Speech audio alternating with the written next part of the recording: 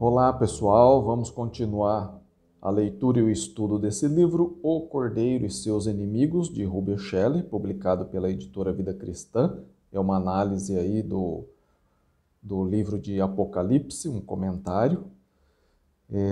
Peço aí para que você que gosta aí do meu canal, compartilha, deixa um like. Você que é novo aí, se inscreva no canal, aciona o sininho aí para você ser avisado, para aprender cada vez mais aí o livro de Apocalipse, tá bem? Não fique com dúvida, tendo dúvida escreva para mim, meu e-mail está aí na descrição do vídeo, é ronaldozm@gmail.com, terei o maior prazer de sentar e estudar a Bíblia com você, e se você mora longe a gente pode fazer através de videochamada também, tá bom?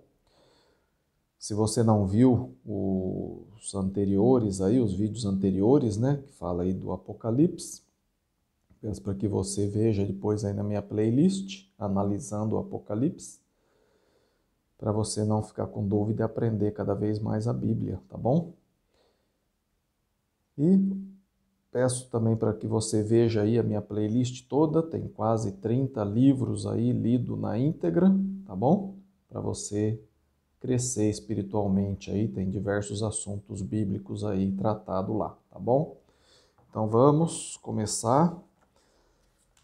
Capítulo 7 desse livro, O Cordeiro e Seus Inimigos, que corresponde ao Apocalipse capítulo 8, versículo 1, até o capítulo 11 de Apocalipse, versículo 19.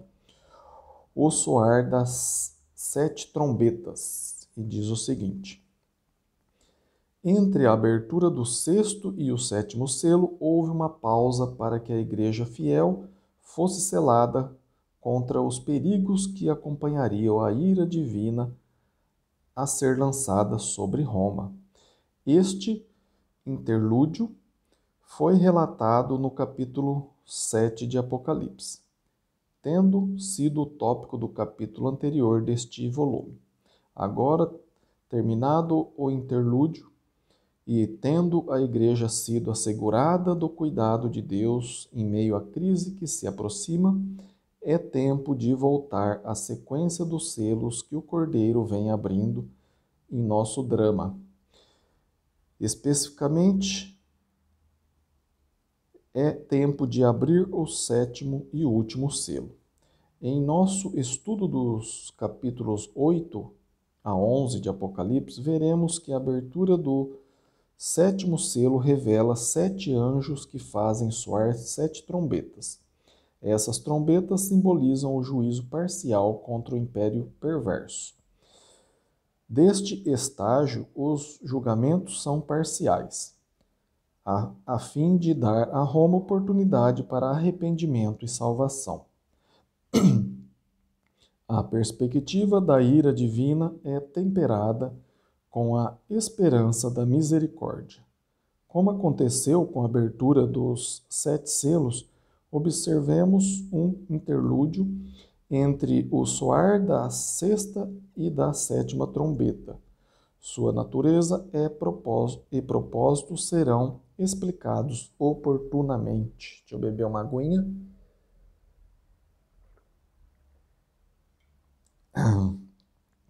Subtítulo: Preparo para o toque. Um amigo meu passou pela experiência de um tornado cair sobre sua casa.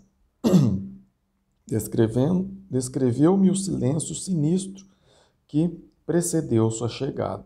O ar acalmou-se, houve um período de silêncio e em seguida o tornado abateu-se sobre ele com todo o seu medonho poder. Algo semelhante a esta experiência é descrito em relação à abertura do sétimo selo. Abre aspas. Quando o cordeiro abriu o sétimo selo, houve silêncio no céu cerca de meia hora. Fecha aspas. Apocalipse 8, versículo 1. O silêncio dramático, minutos antes da tempestade, enfatiza o impacto dos juízos prestes a serem revelados. Os, abre aspas, ventos dos 4 cantos da terra, fecha aspas, vão ser lançados contra o mundo de César. Apocalipse 7, versículo de 1 a 3. 7 anjos receberam 7 trombetas de juízo para tocar. Apocalipse 8, 2. E outro anjo acrescentou, abre aspas, muito incenso, fecha aspas, às orações dos mártires para que Deus defendesse a sua causa entre os homens. Apocalipse 8, versículo 3 e 4. Abre aspas. E o anjo tomou o incensário, encheu de fogo do altar e o atirou à terra. E houve trovões, vozes, relâmpagos e terremoto. Fecha aspas. Apocalipse 8, 5. Deus ouve as orações de seus discípulos na terra.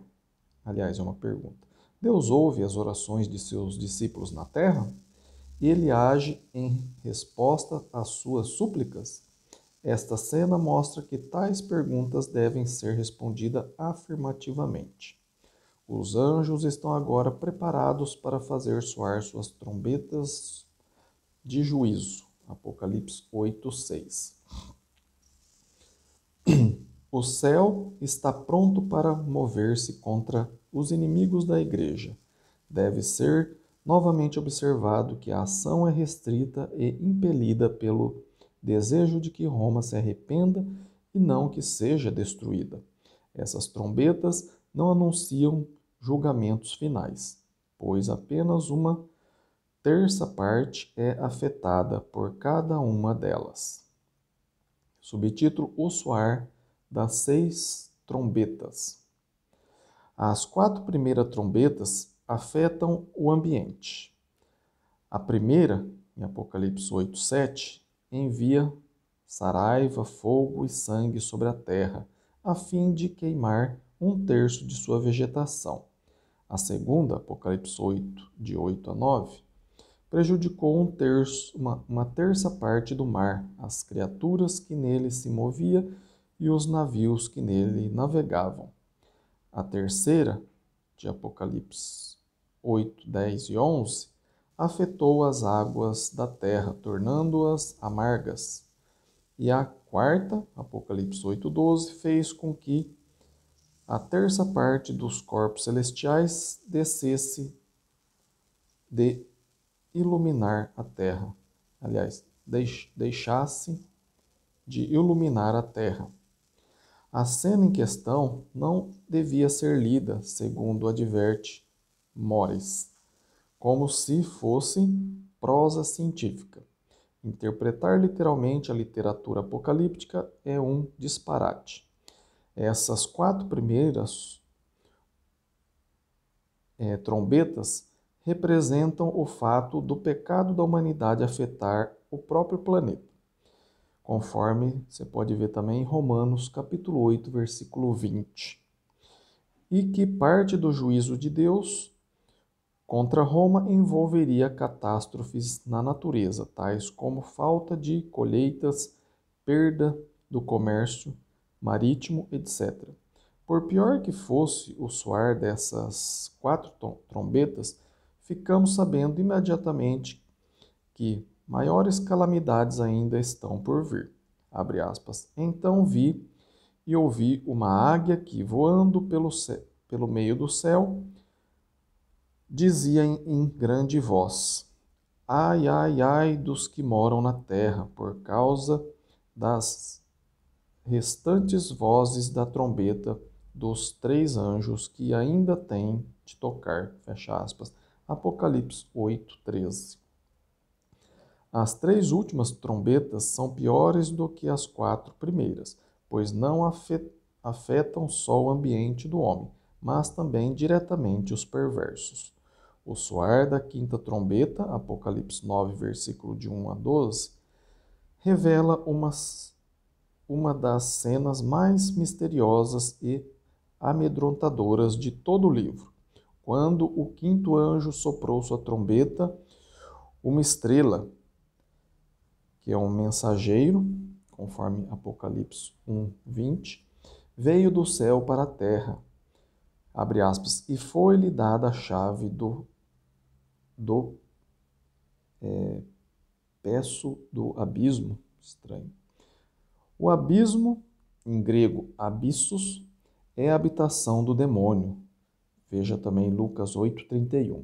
E o lugar de castigo preliminar dos anjos caídos, da besta, veja Lucas 17:8, e do próprio Satanás, Apocalipse 17:8.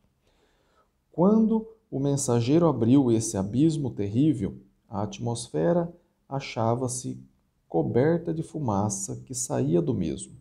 Da fumaça saía medonhos gafanhotos demônios, cuja missão não era comer a vegetação da terra, mas ferir e atormentar os homens que, abre aspas, não têm o selo de Deus sobre a sua fronte, fecha aspas, conforme Apocalipse 9:4. Eles estavam destinados a criar tal angústia entre os homens que suas vítimas buscaria alívio na morte, mas não lhes seria concedido que morressem. Apocalipse 9, 5 e 6. Devemos lembrar que não se trata da destruição de uma criatura real, nem como sugeriram alguns intérpretes dispensacionalistas, de uma predição do primeiro século sobre uma batalha contra helicópteros de guerra.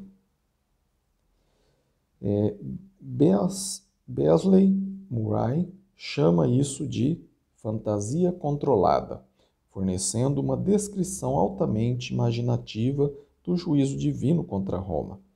A última parte do verso 7 parece tornar claro que, qualquer que seja a aflição incluída aqui, ela vem da parte de homens perversos. Durante um longo período de tempo, 5 meses, a humanidade sofreria um destino pior do que a morte às mãos desses homens. A sugestão de Summers agrada quando ele diz que a visão dos gafanhotos do abismo simboliza a podridão diabólica, a decadência interna do Império Romano. Um dos fatores que provocou a queda de Roma foi a série de governantes e líderes corruptos que mantiveram o poder. Um tal espírito de corrupção interna é descrito aqui como vindo de dentro do império, entre parênteses, fora da terra, trabalhando para a sua destruição. Esse exército terrível tinha um rei cujo, abre aspas, nome em hebraico, fecha aspas, é Abaddon, e em grego Apolim. Veja Apocalipse 9:11. Em sua linguagem respectiva, ambas as palavras significam destruidor. Quem quer que seja essa pessoa, trata-se de um destruidor de tudo que é bom e santo. Vários comentaristas chamam a atenção para a íntima associação entre o nome grego deste personagem, Apolim, aliás, Apolion, e do deus grego Apolo. Desde que Domiciano afirmou sua divindade por ser uma encarnação de Apolo, é possível que João estivesse usando aqui linguagem secreta para identificar o líder, entre parênteses, real, das forças que iriam trazer a destruição ao mundo, como sendo justamente o imperador de Roma. Esta interpretação coincidiria com a identificação de Summers sobre a invasão dos gafanhotos notada acima. Ao soprar da sexta trombeta, Apocalipse 9, de 13 a 21, uma voz procedente dos 4 ângulos do altar de ouro no céu, exclama, abre aspas, solta os 4 anjos que se encontram atados junto ao grande rio Eufrates, fecha aspas, Apocalipse 9, 14. Numa passagem anterior, ficamos sabendo das orações oferecidas nesse altar para que a causa de Deus vença na terra. Apocalipse 6, 9 e 10 e 8, 3 e 4. Essas orações estão sendo ouvidas e respondidas. A saber, 4 anjos. Não devemos ser confundidos com os anjos de Apocalipse 7:1. Soltam um exército terrível de, abre aspas, 20.000 vezes 10 milhares, fecha aspas, que estavam presos no rio Eufrates. O Eufrates era a fronteira oriental do Império Romano. Além dele ficava os ferozes cavaleiros partos. O exército parto havia derrotado as fronteiras romanas em Caraie em 53 a.C. e em Volagese no ano 62 a.C., depois de Cristo. E Roma sentia-se mais insegura quanto à possibilidade de futuras invasões, justamente com respeito a essa região. O simbolismo da sexta trombeta tinha como propósito despertar medo em Roma com relação aos terríveis inimigos da fronteira oriental. A predição não fica necessariamente confinada aqui à probabilidade de chegada dos partos, mas também indique a vinda de perversos impiedosos como eles que deveriam ser temidos e receados. A quinta trombeta chama a atenção para a vulnerabilidade de Roma devido à sua corrupção interna. A sexta enfoca uma série de invasões surgidas de fora de suas fronteiras. O Apocalipse estava informando os cristãos do primeiro século tais invasões e o caos provocado no Império não seria simples acontecimentos ocorridos ao acaso na história, mas Deus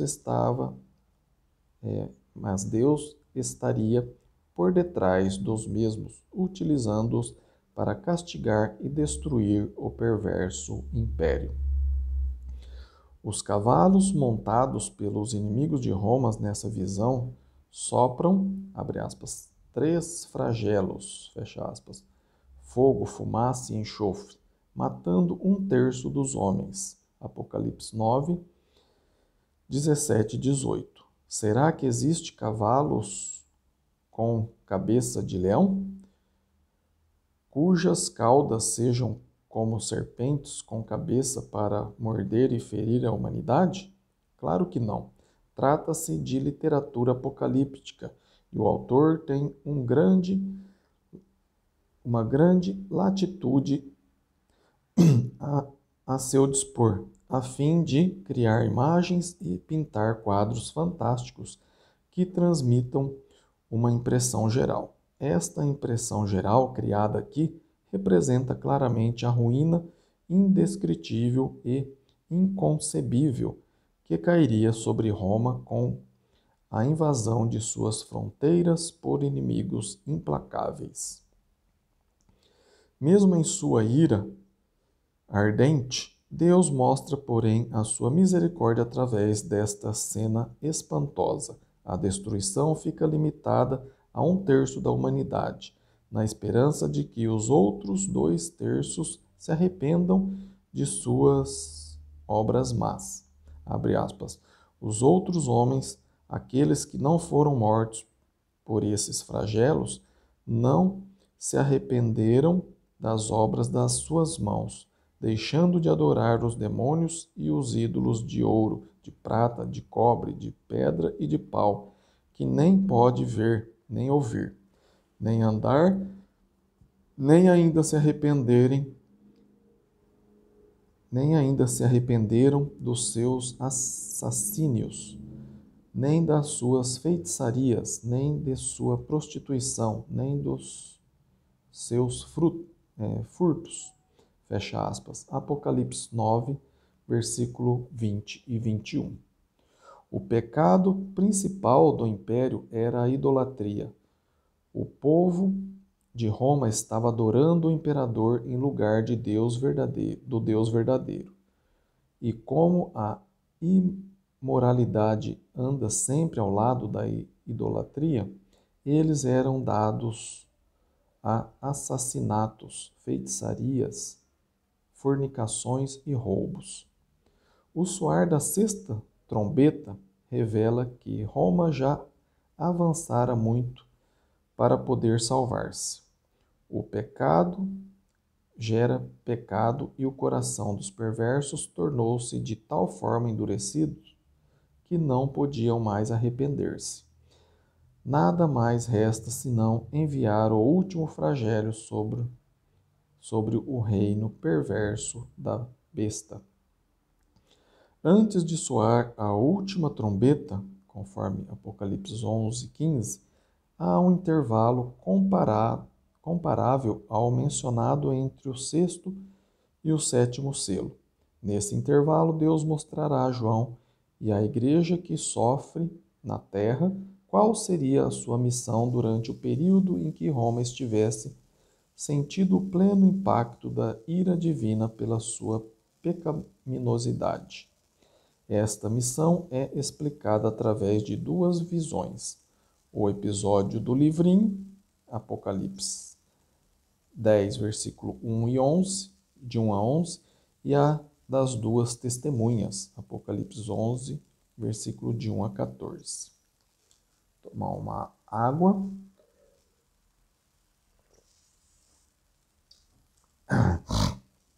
Subtítulo: O episódio, então, aqui do livrinho. João viu um anjo forte, envolto em radiância celestial e autoridade, que abrangia a terra e o mar. Apocalipse 10, versículo 1 e 2.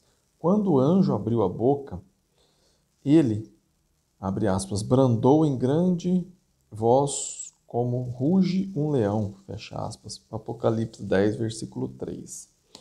Uma voz assim tão poderosa, conforme Amós 3:8, encheria sem dúvida o coração de todos de temor. Ela faria com que tivessem um pressentimento desagradável, a não ser que soubessem estar a salvo. João relatou que o clamor do anjo foi acompanhado de, entre aspas, 7 trovões, e que ele foi proibido de escrever a sua mensagem. Apocalipse 10, versículo 3 e 4. O som do trovão é uma voz de advertência.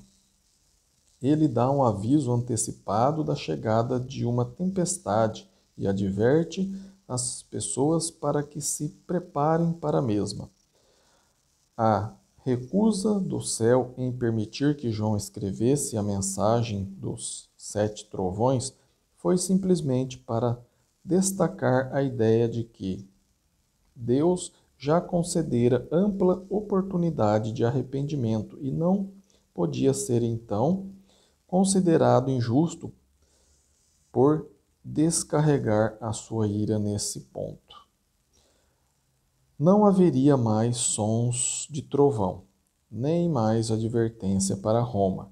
Não haveria mais demora em executar o juízo de Deus contra esse perverso perseguidor da igreja. Foi assim que o anjo levantou a mão direita para o céu e jurou pelo Todo-Poderoso que, abre aspas, já não haverá demora, mas nos dias da voz do sétimo anjo, quando ele estiver para tocar a trombeta, cumprir-se-á então o mistério de Deus, segundo ele anunciado aos seus servos, os profetas, fecha aspas. Apocalipse 10, versículos 6 e 7. Qual é o mistério aqui? Com certeza trata-se do propósito de Deus com respeito à igreja.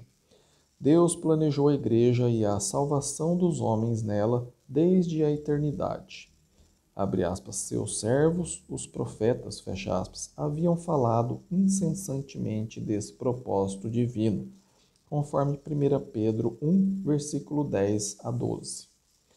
As forças de Satanás não terão permissão para derrotar esse propósito na vida de João, na vida dos crentes contemporâneos dele ou na vida dos cristãos de hoje. Nossa atenção é agora chamada e se fixa num livrinho aberto que o anjo forte tem nas mãos, conforme Apocalipse 10:2. Abre aspas. A voz que ouvi vinda do céu estava de novo falando comigo e dizendo: Vai e toma o livrinho que se acha aberto na mão do anjo em pé sobre o mar e a terra. Fui, pois, ao anjo, dizendo-lhe que me desse o livrinho. Ele então me disse: Toma-o e devora-o. Certamente ele será amargo ao seu estômago, mas na tua boca doce como mel. Fecha aspas. Apocalipse 10, versículo 8 e 9. Um episódio visionário semelhante tem lugar em Ezequiel 2, versículo 8 até 3:3.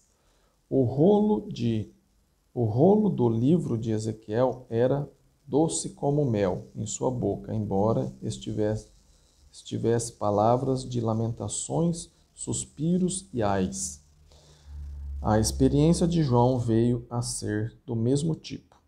O livrinho continha os juízos de Deus sobre os que haviam rejeitado. Ele falava de lamentações, luto e flagelos contra Roma devido à sua pecaminosidade. Com certeza falava também dos sofrimentos e dissabores que os cristãos teriam de suportar ainda às mãos desse poder perverso. João recebeu a ordem: toma-o e devora-o. Isso refere-se a tomar, ler e entender, entre parênteses, digerir, o conteúdo do livrinho.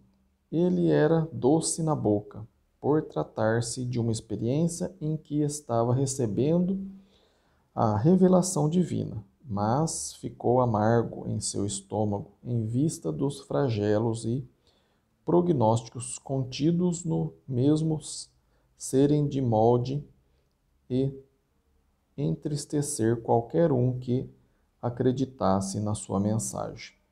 Qual seria a missão de João durante o período da ira de Deus contra Roma? Qual a sua responsabilidade?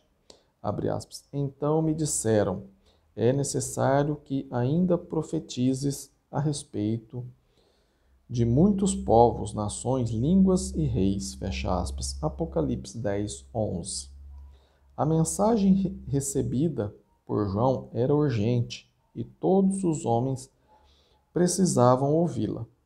Isto ele realizou não só pessoalmente, depois de sua volta do exílio, mas também através das páginas do livro que estamos estudando agora.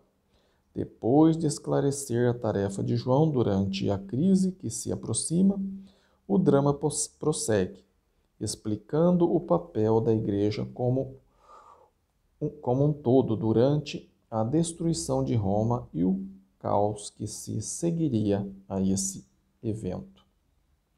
Subtítulo: As duas testemunhas. Ao iniciar-se o capítulo 11, João fala de uma visão em que recebeu uma vara de medir e a seguinte ordem. Abre aspas. Dispõe-te e mede o santuário de Deus, o seu altar e os que naquele adoram. Fecha aspas. Os que pretendem datar o livro de Apocalipse, situando nos dias da perseguição de Nero aos anos 60, indicam a referência, entre aspas, santuário de Deus, feita aqui como prova de que o Templo de Jerusalém continuava de pé quando ele foi escrito. Embora seja verdade que esta expressão indicava originalmente o templo judaico, tanto em certas passagens do Velho Testamento, como em várias referências do Novo Testamento. Parece inconcebível que que o Apocalipse estivesse mencionando essa estrutura. No livro de Apocalipse, os judeus são a sinagoga de Satanás. Veja Apocalipse 2:9 e 3:9. Eles são representados como inimigos do Todo-Poderoso, do Cordeiro e da Igreja. A Igreja fiel é que é considerada como entre aspas, o templo de Deus, em Apocalipse capítulo 3, versículo 12. No caso de João, portanto, essa expressão só poderia referir-se nesse contexto ao templo espiritual de Deus, a igreja, conforme 1 Coríntios 3,16, 1 Pedro 2,5. Abre aspas. O átrio exterior do santuário, fecha aspas, Apocalipse 11:2, é uma referência simbólica ao mundo dos homens que se acha fora do corpo de Cristo. A ordem dada a João para medir o templo é outro meio de representar o propósito de Deus, a fim de proteger e preservar a igreja contra os perigos. Abre aspas. O significado aparentemente indica que aquilo que é medido segundo a ordem de Deus fica sob o seu controle e cuidado direto. A igreja será protegida na catástrofe vindoura. O selo de Apocalipse 7:3. Isto não significa que ninguém perecerá, pois haverão mártires, mas a igreja não será destruída. Fecha aspas, disse aqui Maurice. O átrio exterior, que não foi medido e continua sem proteção, que é o mundo, é entregue ao pecado e, portanto, sofrerá eventual destruição.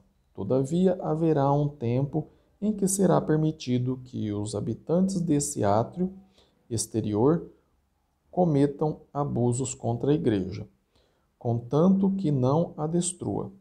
Abre aspas, por 42 meses calçarão aos pés a cidade santa, fecha aspas. Os 42 meses não representam um período literal de 3 anos e meio, mas indica um tempo de duração limitada. Deus não irá tolerar que a cidade santa, o templo, o altar e seus adoradores sejam calçados aos pés indefinidamente. Não permitirá que os justos sejam eternamente perseguidos, sem qualquer alívio. Nesse ponto da visão, seu foco começa a surgir. O céu dá uma missão a, entre aspas, duas testemunhas, também chamada de duas oliveiras e dois candeeiros. Apocalipse 11:4. Para que profetizem vestidas de pano de saco durante os 42 meses, ou 1.260 dias, em que a cidade e o templo de Deus estejam sendo calçados aos pés pelas nações. O número 2 na literatura apocalíptica refere-se àquilo que foi fortalecido ou duplicado. Desde que os candeeiros já foram identificados como igreja, Apocalipse 1:20, as duas testemunhas representam a mesma em sentido coletivo. As duas testemunhas representam toda a igreja fiel durante o período da provação iminente e retratam a missão da igreja em tais circunstâncias, a pregação fiel e contínua do Evangelho. As testemunhas estão vestidas de pano de saco, o que indica luto e tristeza, mas permanecem fiéis à sua tarefa. As profecias de condenação sobre os inimigos de Deus os entristece. O sofrimento que suportam as mãos dos perversos as traz sofrer. Sua dedicação ao Cordeiro as mantém firmes em sua tarefa através de tudo isso. Quem ousar opor-se ao seu trabalho irá sentir a ira do Senhor, como represária. Apocalipse 11, versículos 5 e 6. Os versos 7 a 10 mostram o que acontecerá às testemunhas depois de terem realizado sua tarefa de dar testemunho fiel do Evangelho entre os homens pecadores. A besta surge do abismo, entra em luta contra as testemunhas, derrotando-as e as mata. A besta introduzida aqui é ainda mais proeminente na segunda metade de Apocalipse, dos capítulos 12 ao 22. Ela deve ser identificada como o imperador romano, e o fato de surgir do abismo indica sua associação com os poderes do mal. Quando ela mata as duas testemunhas nessa cena dramática, parecem ter dominado a igreja. As testemunhas jazem na rua e os homens se alegram com a sua morte. Como observa Summers, abre aspas, não é preciso muita imaginação para ver nisto a atitude do Império Romano nesse período, quando parecia que o cristianismo estava sendo esmagado para nunca mais levantar-se. Fecha aspas, disse aqui Summers. Toda essa atividade tem lugar, abre aspas, na praça da grande cidade que espiritualmente se chama Sodoma e Egito, onde também seu Senhor foi crucificado, fecha aspas, Apocalipse 11, 9. Embora algumas tomem isso como uma referência a Jerusalém, a cidade em que Jesus foi crucificado, essa cidade havia sido destruída na época em que nosso livro foi escrito. Esta referência enigmática significa Roma.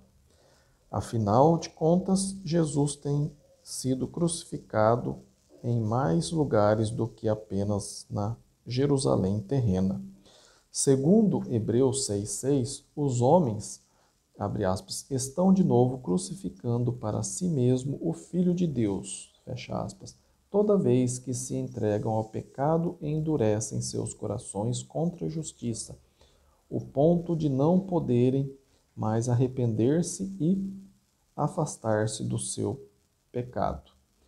Os nomes e memórias de lugares perversos do passado, tais como Sodoma, Egito e Jerusalém, são usados aqui para indicar a cidade mais pecadora dos dias de João, que era Roma.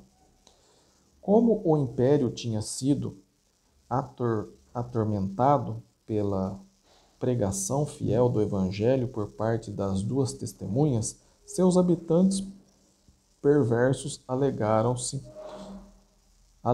alegraram-se com a aparente destruição das mesmas. Mas a história ainda não acabou. Abre aspas. Mas depois dos 3 dias e meio, o Espírito de vida, vindo da parte de Deus, neles penetrou, e eles se ergueram sobre seus pés, e aqueles que os viram sobreveio grande medo. Fecha aspas. Apocalipse 11, 11.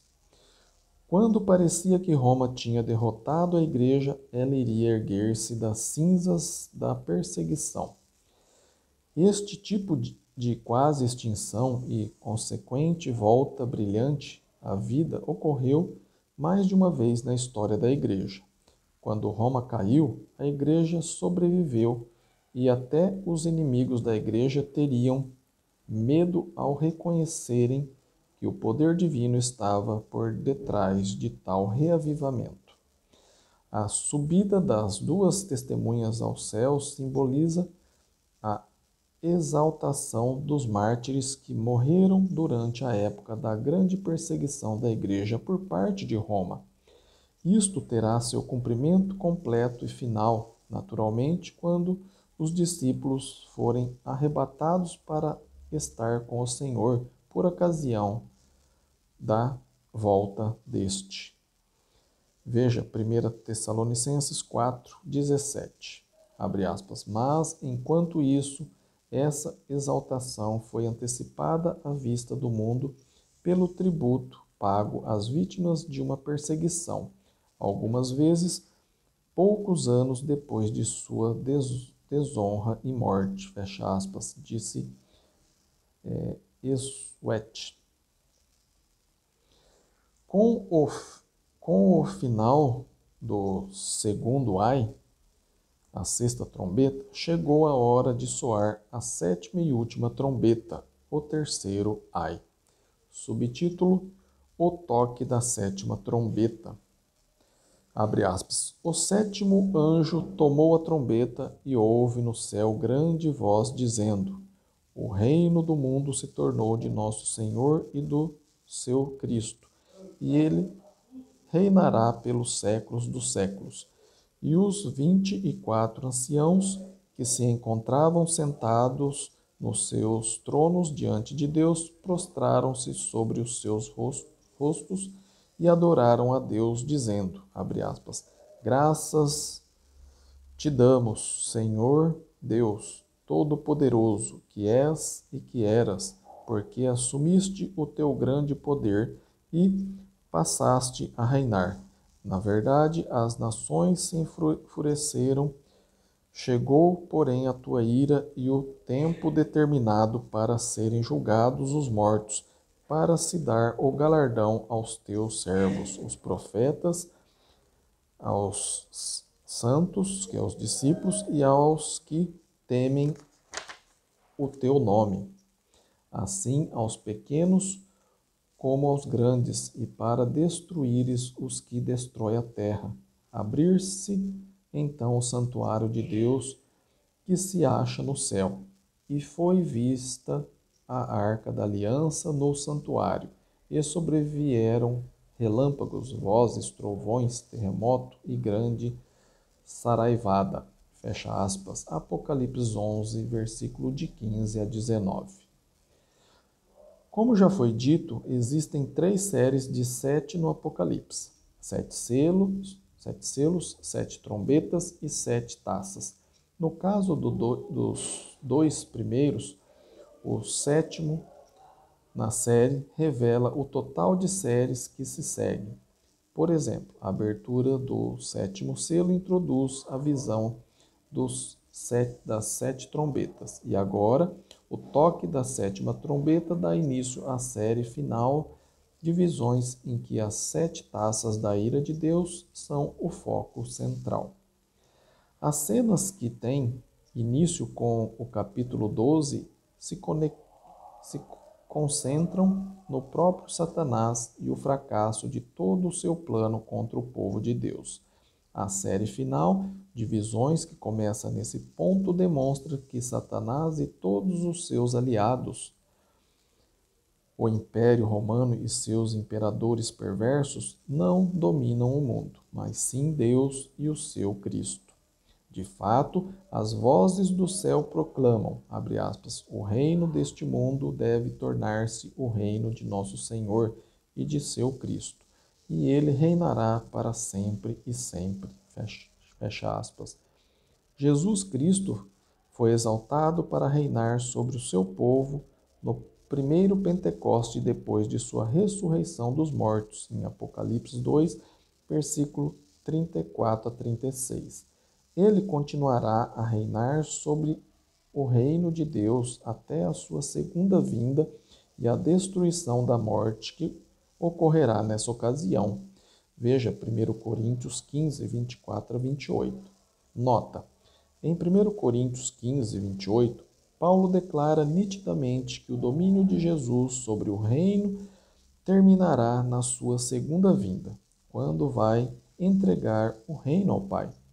Como pode então ser dito que ele reinará pelos séculos dos séculos? O termo para sempre, pelos séculos dos séculos, é empregado muitas vezes nas Escrituras a fim de referir-se a uma instituição ou estado de coisas que prevalecerão até que algumas condições expressas ou implícitas em uma aliança sejam satisfeitas.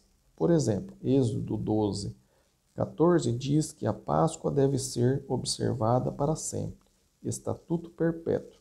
Em Êxodo 31:17 indica a mesma coisa a respeito do sábado. Eles deveriam durar até que a aliança de que faziam parte tivesse realizado o seu propósito. O reinado de Cristo sobre o seu reino durará para sempre, no sentido de que vai perdurar enquanto essa entidade existir na Terra e só terminará quando a aliança e situação que permitiram a sua existência nesse mundo tinham sido consumadas.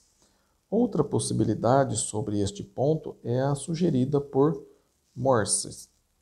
Ele salienta que o reinado singular de Cristo sobre o reino terminará no segundo advento, mas que o reinado compartilhado com a divindade através de toda a eternidade servirá para prolongar o seu domínio pelos séculos dos séculos.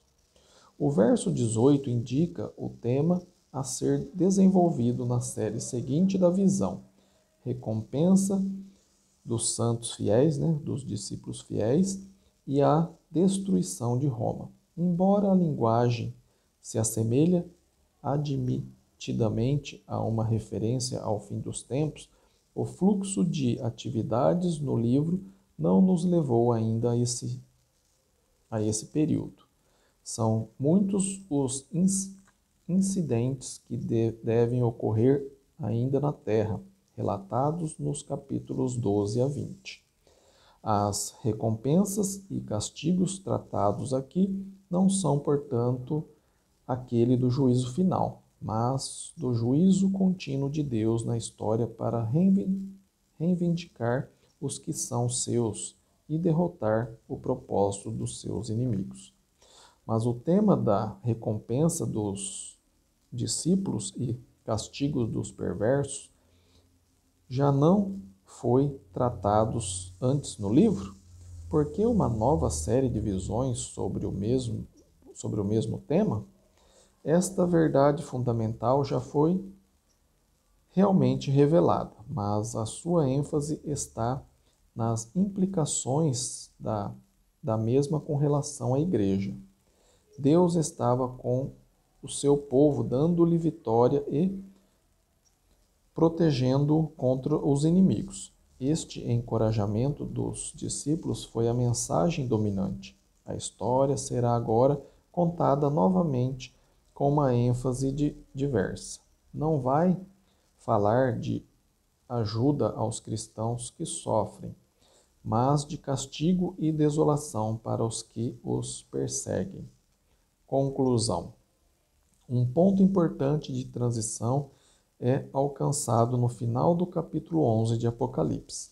A essência da mensagem do livro como um todo fica clara a esta altura. Deus está no controle da história e a sua igreja não vai ser destruída pelos seus inimigos. A partir do capítulo 12, os detalhes terríveis da destruição final de Roma serão esboçados com algum detalhe. Uma nova série de personagens vai entrar no drama apocalíptico a fim de contar o término da história. As imagens se tornarão mais impressionantes à medida que a mensagem do livro é levada ao seu crescente final. 10 perguntinhas aqui para reflexões sobre o capítulo 7 desse livro aqui. 1. Qual o significado dos 7 anjos com suas trombetas? 2. As 4 primeiras trombetas afetariam o ambiente da humanidade. O que isso simboliza? 3. As 3 últimas trombetas afetaram diretamente os perversos. Qual o seu significado? 4. Que temores especiais Roma tinha em relação à fronteira oriental? Como a sexta trombeta desperta esses receios? 5. O intervalo entre a sexta e a sétima trombeta, João teve duas visões. Quais foram? 6. Qual a mensagem dos 7 trovões? 7. O episódio com o livrinho tem um precedente no Velho Testamento. Identifique o seu significado. 8.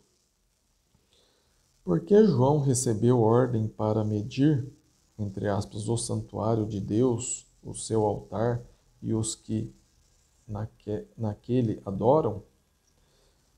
9. A visão das duas testemunhas está ligada à missão da igreja durante um período de provação especial. Qual será essa missão? 10. O que aconteceu ao ressoar da sétima trombeta? Muito bom, né, a gente saber aí do que realmente o livro de Apocalipse está falando, né? O próximo capítulo vamos falar sobre uma mulher, uma criança e um dragão.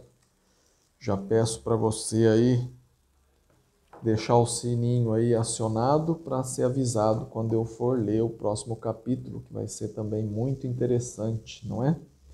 Se você está gostando aí da leitura e do estudo desse livro, O Cordeiro e Seus Inimigos, de Ruben Scheller, publicado pela editora Vida Cristã, peço para que você deixe aí o seu like, compartilhe aí esse vídeo com seus contatos, suas redes sociais, seus grupos aí da família, do trabalho, do colégio, do bairro, para que mais pessoas conheçam o que realmente o livro de Apocalipse fala, né? E não ficar com medo aí, igual é falado hoje em dia aí, tá bom?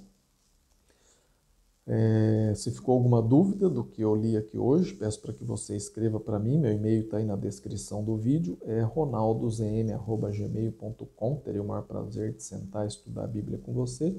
Se você mora longe, podemos fazer isso através de videochamada, tá bom? Fico muito feliz que você ficou até aqui, está investindo aí o seu tempo em aprender a palavra de Deus e tenho certeza que Deus também está muito feliz com isso, tá bem?